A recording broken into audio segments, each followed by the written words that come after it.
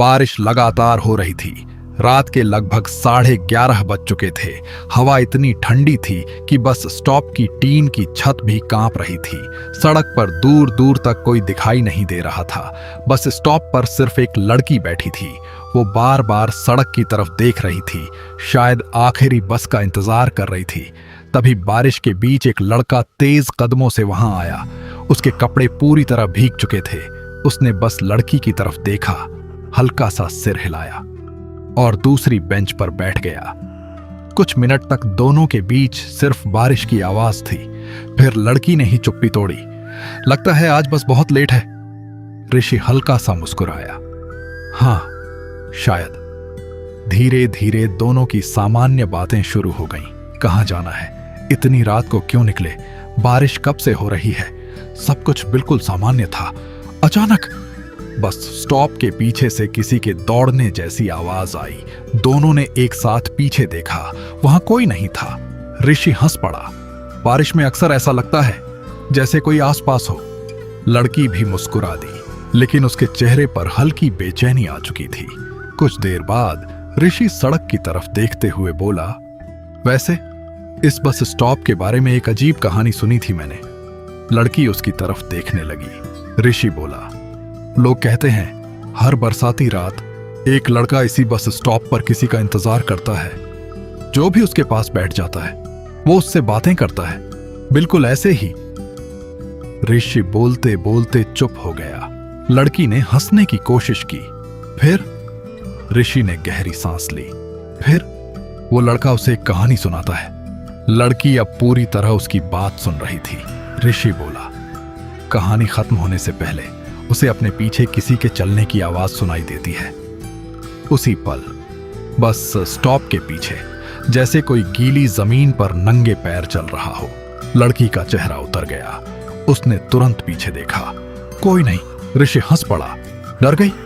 ये बस एक कहानी है, मैंने भी ये किसी और से सुनी थी। लड़की ने खुद को संभाल लिया। शायद मेरा वहम था। बारिश और तेज हो गई। हवा अचानक बिल्कुल शांत हो गई, इतनी शांत कि दोनों को अपनी सांसों की आवाज भी सुनाई देने लगी। ऋषि फिर बोला, लेकिन कहानी यहीं खत्म नहीं होती। उसके बाद जिसे कहानी सुनाई जाती है उसे अपना नाम सुनाई देता है। लड़की हल्का सा मुस्कुराई। अब तुम मेरा नाम भी लोगे? ऋषि बोला, नहीं, कहानी में नाम कोई और लेता है। उसी क्षण बस स्टॉप के अंधेरे कोने से बहुत धीमी आवाज आई, सुनो। लड़की का चेहरा सफेद पड़ गया। उसने तुरंत उस तरफ देखा। वहां कोई नहीं था। अंधेरे कोने से आई वह धीमी आवाज। लड़की का गला सूख गया। उसने तुरंत मोबाइल की टॉर्च जलाकर बस स्टॉप के उस कोने पर रोशनी डाली। टूटी हुई दीवार, बारिश का पानी और हवा में उड़ते सूखे पत्ते। वहां कोई नहीं था। ऋषि हल्का सा हंसा। देखा, मैंने कहा था ना, डर इंसान से खेल खेलता है। लड़की ने खुद को संभालने की कोशिश की। शायद मुझे ही वहम हुआ होगा। ऋषि ने धीरे से सिर हिलाया। कहानी सुनोगी पूरी? लड़की कुछ पल चुप रही, फिर बोली, अब तो आधी सुन ही ली है। ऋषि सड़क की तरफ देखने लगा, जैसे उसे कहानी की हर बात याद हो। वह बोला, जिस लड़के की मैं बात कर रहा हूं वो भी ऐसी ही बरसात वाली रात में यहीं किसी अजनबी के साथ बैठा था। पहले उसे भी लगा सब कुछ सामान्य है। फिर उसे महसूस हुआ कि इस बस स्टॉप पर 2 लोगों के अलावा कोई तीसरा भी है। इतना कहते ही बस स्टॉप की टीन की छत पर कुछ गिरा। दोनों चौंक कर ऊपर देखने लगे, लेकिन वहां सिर्फ बारिश थी।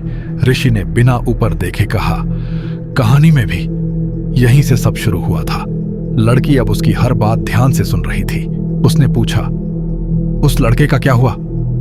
ऋषि ने जवाब देने से पहले कुछ सेकंड चुप्पी साध ली। उसे बार बार लगता था कोई उसे देख रहा है, लेकिन जब भी वो पीछे मुड़ता कोई नहीं मिलता। उसी पल लड़की को फिर वही एहसास हुआ, जैसे कोई उसकी पीठ के बिल्कुल पीछे खड़ा हो। उसने झटके से पीछे देखा।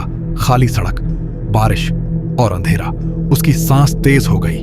ऋषि ने शांत आवाज में कहा, डर मत, ये बस एक कहानी है। मैंने भी ये किसी और से सुनी थी। लड़की ने गहरी सांस ली। तुम ये बात बार बार क्यों बोल रहे हो? ऋषि पहली बार उसकी आंखों में देखने लगा, क्योंकि जिसने मुझे ये कहानी सुनाई थी उसने भी मुझसे यही कहा था। कुछ पल के लिए दोनों के बीच फिर सन्नाटा छा गया। दूर कहीं एक बस की हेडलाइट जैसी रोशनी दिखाई दी। लड़की के चेहरे पर राहत आ गई। लगता है बस आ गई। वह जल्दी से खड़ी हो गई, लेकिन रोशनी कुछ ही सेकंड में गायब हो गई। सड़क फिर से अंधेरे में डूब गई। लड़की के चेहरे की मुस्कान भी गायब हो गई। वह धीरे से वापस बैठ गई। ऋषि ने बिना उसकी तरफ देखे कहा, कहानी में भी उसे यही लगा था कि बस आ गई है, लेकिन वहां कभी कोई बस नहीं आई। अब लड़की के हाथ कांपने लगे। उसने धीरे से पूछा, तुम्हें यह कहानी किसने सुनाई थी? ऋषि ने कोई जवाब नहीं दिया, बस सामने देखता रहा। बारिश और तेज हो गई। कुछ सेकंड बाद वह बहुत धीमी आवाज में बोला, अगर मैं तुम्हें उसका नाम बता दूं तो कहानी खत्म हो जाएगी। लड़की ने महसूस किया कि अब ऋषि की आवाज पहले जैसी नहीं रही। वो धीमी, भारी और अजीब तरह से खोखली लग रही थी। उसी समय बस स्टॉप के पीछे से गीली जमीन पर किसी के चलने की आवाज फिर सुनाई दी। इस बार वो आवाज धीरे धीरे उनकी तरफ बढ़ रही थी। गीली जमीन पर किसी के पैरों की आवाज हर सेकंड और पास आती जा रही थी। लड़की ने कांपते हुए बस स्टॉप के पीछे देखा। वहां कोई नहीं था, लेकिन आवाज अभी भी आ रही थी। उसने घबराकर ऋषि की तरफ देखा। इस बार ऋषि सड़क की तरफ नहीं, सीधे उसकी तरफ देख रहा था। उसकी आंखें बिल्कुल स्थिर थीं, जैसे वह काफी देर से उसे ही देख रहा हो। लड़की धीमी आवाज में बोली, मुझे अब जाना चाहिए। ऋषि मुस्कुराया। डर गई? मैंने कहा था ना, ये बस एक कहानी है। मैंने भी ये किसी और से सुनी थी। लड़की ने पहली बार महसूस किया ऋषि यही बात तीसरी बार बोल चुका था, बिल्कुल एक ही लहजे में, जैसे किसी रिकॉर्ड की आवाज दोबारा चल गई हो। बारिश अचानक और तेज हो गई। हवा के साथ बस स्टॉप की टीन जोर जोर से हिलने लगी। लड़की उठकर पीछे हटने लगी। तभी ऋषि फिर बोला, कहानी का आखिरी हिस्सा सुनोगी नहीं? लड़की ने सिर हिलाया। नहीं। ऋषि की मुस्कान और गहरी हो गई। आखिर में वो लड़का समझ गया था कि जिससे वह पूरी रात बात कर रहा था, असल में वही उसकी आखिरी मुलाकात थी। लड़की अब एक पल भी वहां रुकना नहीं चाहती थी। वह मुड़ी और बारिश में सड़क की तरफ दौड़ पड़ी। उसके पीछे से ऋषि की आवाज आई, अगर सुबह होने से पहले तुम इस बस स्टॉप को भूल गई तो बच जाओगी। लड़की बिना पीछे देखे भागती रही। कुछ दूर जाकर उसे सड़क पर एक चाय की दुकान दिखाई दी। दुकान अभी खुल रही थी। दुकानदार ने उसे उस हालत में देखा तो पूछा, बेटी क्या हुआ?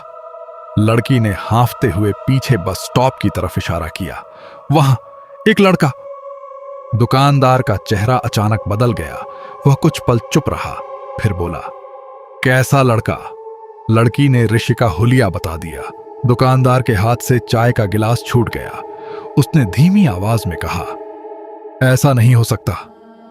लड़की घबरा गई। क्यों? दुकानदार बोला, कई साल पहले एक लड़का हर रात इसी बस स्टॉप पर अपनी मंगेतर का इंतजार करता था।